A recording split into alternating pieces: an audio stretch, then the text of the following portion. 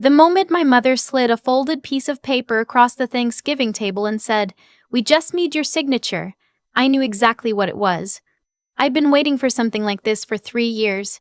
I just didn't expect her to do it in front of my grandmother's good china. I'm 31 years old. I've been paying my own bills since I was 19. Not because my parents kicked me out, they didn't, but because staying felt like signing a contract I hadn't read. My mother has a way of giving you things and then collecting on them for years afterward. A birthday gift becomes leverage. A favor becomes a debt. I learned early that the cleanest way to love her was from a distance. So at 19, I packed 2 duffel bags and a cardboard box of textbooks and moved into a studio apartment with a radiator that clanged all night. I worked at a coffee shop from 5 in the morning until noon, then went to class, then studied until midnight. Rinse and repeat for 4 years. I graduated with a degree in accounting, no student debt, and a savings account I was genuinely proud of. Nobody helped me build it. That mattered to me more than I could explain. By the time I was 27, I had enough for a down payment on a condo. Nothing fancy. 2 bedrooms, 2nd floor, a little balcony where I grew tomatoes in the summer. Mine.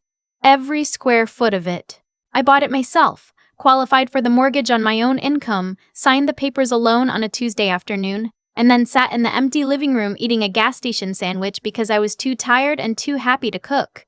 My sister wasn't there. She wasn't there for any of it, not really. She's 3 years younger than me, and we are different in ways that go deeper than personality. She has spent her entire adult life in motion. Not forward motion, but the lateral kind. She moves from one thing to the next. A semester of community college, a boyfriend's couch, a MLM selling vitamin supplements, a brief period where she described herself as a lifestyle content creator, despite having 400 Instagram followers. My parents funded all of it, every pivot, every fresh start. Every month she fell short on rent. They never said no to her. They said no to me twice before I turned 16, and then I stopped asking. I don't resent my sister. That's the honest truth, even if it sounds practiced. I made peace with the imbalance a long time ago. What I couldn't make peace with was when it started bleeding into my life. It started small, the way these things always do. A comment here. A suggestion there. You know, your sister's really struggling. It would mean so much if you helped out a little. I'd send $100, then $200. Then one month I wired her rent because my mother called me crying at 11 at night and I was tired and soft and I did it. I told myself it was a one-time thing. It wasn't a one-time thing. The requests shifted shape over time. Could my sister stay with me for just a few weeks while she figured things out? She stayed for 4 months. She left a ring stain on my dining table and never once bought groceries. When I finally told her she needed to find her own place, my mother didn't speak to me for 2 weeks. But the piece of paper at Thanksgiving, that was different. That was a new category entirely. I unfolded it slowly while everyone watched. My dad was cutting his turkey like the conversation wasn't happening. My grandmother was pretending to be fascinated by her cranberry sauce. My sister was looking at her phone. My mother was watching my face with that careful, calibrated expression she wears when she wants to seem reasonable. It was a quitclaim deed for my condo, with my sister's name on it. They wanted me to add her to the title, 50%, half my home. The home I bought with money I earned while my sister was on her 3rd or 4th fresh start. The home I'd been paying a mortgage on for 4 years. I set the paper down on the table very gently. I looked at my mother. No, I said. She had clearly prepared for this. She launched into the explanation she'd been rehearsing. My sister needed stability, needed a foundation, and I had more than enough. And family takes care of family, and I'd been so lucky with my career, hadn't I? So wasn't it right to share that luck? I didn't get lucky, I said. I worked. We all work, honey. Does she? I asked. I didn't say it cruelly. I genuinely wanted to know if my mother believed that. The table got quiet. My dad kept cutting his turkey. My sister put her phone down. That's not fair, my sister said. Which part? She didn't answer that. My mother jumped back in. Something about how the property would still be mine, I'd still live there. My sister would just have equity, just a stake, just something to help her get on her feet. And if I ever wanted to sell, my sister would simply get her share then. I want you to understand how this was framed. They were asking me to hand my sister 50% ownership of my home, a home she had contributed exactly $0 toward, so that she could have equity. And my mother was presenting this as a kindness I could extend, as if I had so much that sharing wouldn't cost me anything. I said no again, more firmly this time. Dinner was very uncomfortable. My grandmother asked if anyone wanted more rolls. Nobody did. I drove home that night and sat on my couch for a long time. I wasn't particularly upset. I was more tired than anything. Tired of the same pattern cycling through in new costumes. Tired of being positioned as the family member with something to take rather than someone who had built something to take rather than someone who had built something. I also had a feeling, and I want to be careful about how I describe this because it wasn't dramatic. It was just quiet and certain that this wasn't over, that this was the opening move, not the whole game. I was right. 2 weeks later, my mother called to tell me that my father had looked into it and believed I had a legal obligation to support my sister because of something he'd read online. He said that since I benefited from living at home during summers in college, I owed the family a contribution in kind. I'm an accountant. I know what legal obligations look like. That wasn't one. I told my mother I'd heard her and that my answer hadn't changed. Then my father stopped speaking to me. Then my sister started posting vague things on social media about people who abandon their family when they get successful. She had 1,100 followers by then, upgraded from 400. My mother texted me twice a week with updates on how much my sister was struggling, as if this was new information that would change my math. For 6 months, I held the line. It wasn't dramatic. I went to work. I tended my tomatoes. I called my grandmother on Sundays because she had nothing to do with any of this, and I loved her. I did not attend Christmas. I sent cards. Then in February, my dad called me himself. He almost never calls me directly. He said he wanted to talk. He said he wanted to apologize, actually, for how things had been handled. He said he'd been doing a lot of thinking and that the family needed to heal and he wanted to sit down with me properly and work things out. I want to be honest with you. I wanted to believe him. Even after everything, I wanted it. He's still my dad. That doesn't just evaporate because he's disappointed you. I said yes. I agreed to dinner. We met at a restaurant. Neutral ground, my idea. He got there before me and had already ordered an appetizer. He looked older than I remembered. We made small talk for a few minutes, easy stuff, and I started to relax just slightly. And then he put a folder on the table. Inside the folder was a document from a family law attorney. He had consulted a lawyer. He had actually spent money on a lawyer to figure out whether he could compel me to transfer equity in my home to my sister. The document outlined something called an unjust enrichment theory. The idea that because I'd lived at home during college summers and saved money as a result, I'd been enriched at the family's expense, and my sister was therefore entitled to compensation. The amount they were seeking, half the current market value of my condo, which, in our metro area, worked out to just under $200,000. I read the whole document at the dinner table. My dad watched me. He had a prepared speech, I could tell.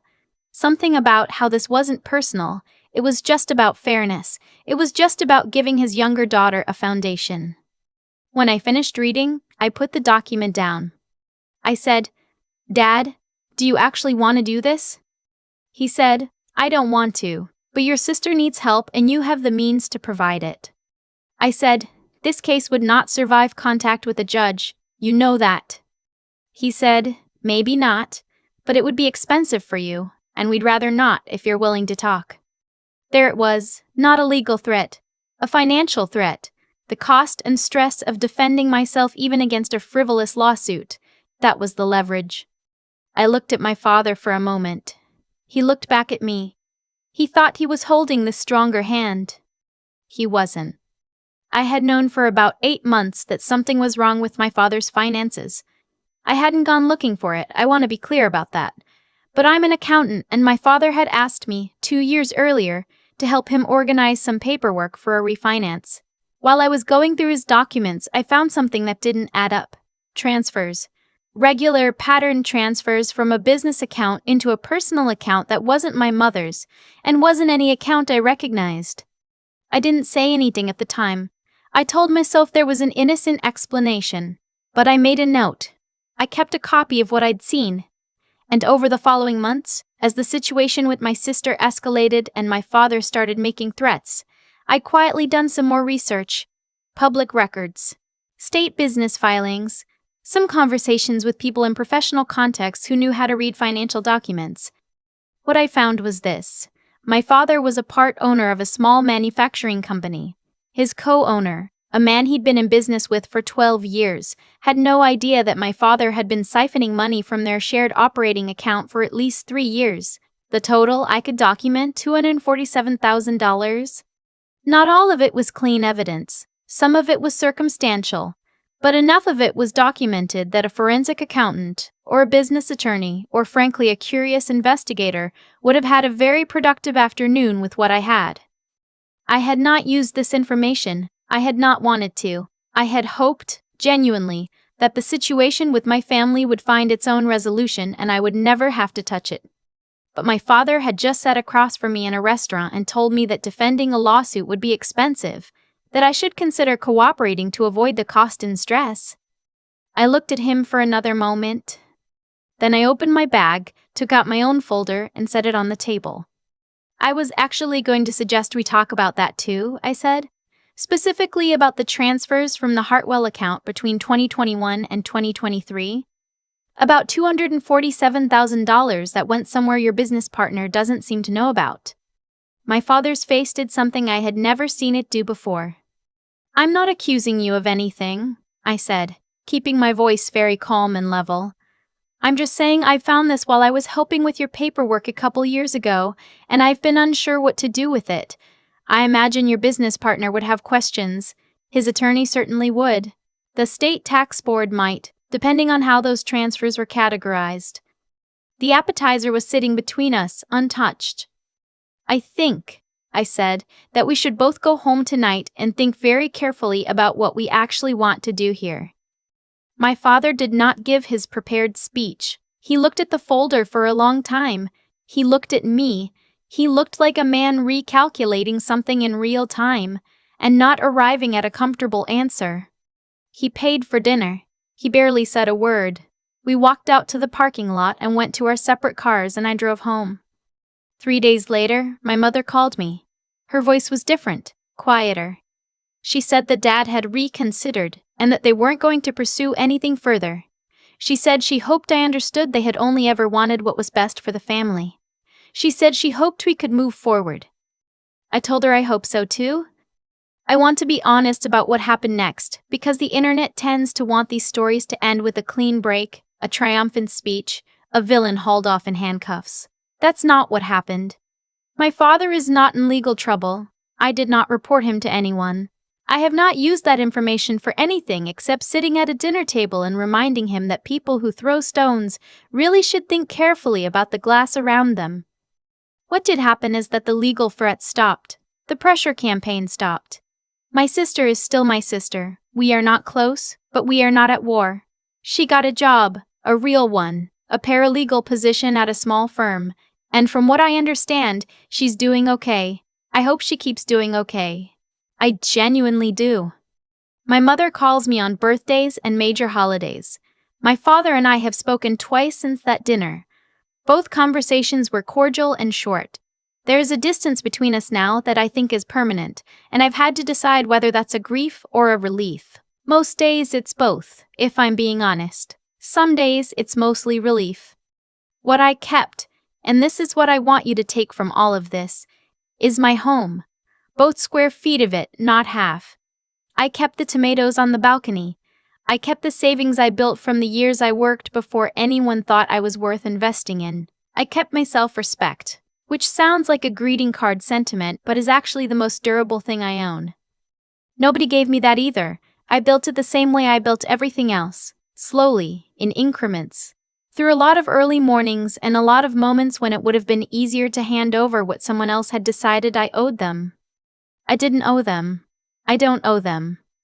And somewhere along the way, I stopped needing them to agree. There's a moment at that restaurant table I keep coming back to. Not the anger, not even the relief, but the stillness right before I opened my folder. My dad was watching my face, waiting for me to flinch. And I remember thinking, he built the trap, but he handed me the key years ago when he trusted me with his paperwork. That's the thing about actions. They don't disappear. They accumulate quietly in the background, and eventually the math catches up with everyone, including the people who thought they were the ones doing the calculating. I didn't set out to collect evidence against my father. I want to be clear about that because it matters to me. What I did was notice something that didn't add up, and instead of looking away, I had the honesty to sit with what I'd found and decide what it meant. That took something. Not bravery exactly, more like a refusal to pretend. I think that refusal is one of the most underrated things a person can develop. The willingness to see clearly, even when what you're seeing is uncomfortable and complicated and involves someone you love. And I did love him. I still do. In the complicated way you love people who have let you down in significant ways. That love didn't make me hand over my home. But it also didn't make me report him to anyone. What it made me do was hold what I knew quietly and carefully until the moment he forced my hand, and then use it to stop something that should never have started. I think about my sister sometimes, about what it does to a person to grow up being handed things, being protected from consequence, being shielded so consistently that you never develop the muscle for difficulty. She's not a villain in this story. She's someone who was never asked to be strong, and so she wasn't. That's its own kind of damage, and it took me a long time to see it that way instead of just as selfishness. I hope the paralegal job sticks. I genuinely hope she gets to find out what she's actually capable of, because I think there's more there than any of us ever saw. What I know for certain is this: the condo exists because I built it. Every payment, every year of early mornings, every month I said no to something I wanted so I could keep saving. All of that is baked into those walls. Nobody can retroactively insert themselves into that story and claim a share of the ending. Life doesn't work that way. What you build reflects what you chose to do when no one was watching, and no piece of paper can transfer that. I'm 31 years old, and I know who I am. I know what I'm willing to do and what I'm not. I know how to read a document, hold a line, and stay quiet until the right moment.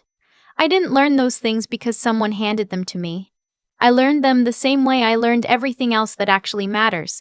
Slowly, in private, through years of doing the work when it would have been easier not to. That's the only inheritance I've ever trusted. The kind you build yourself, so no one can take it away.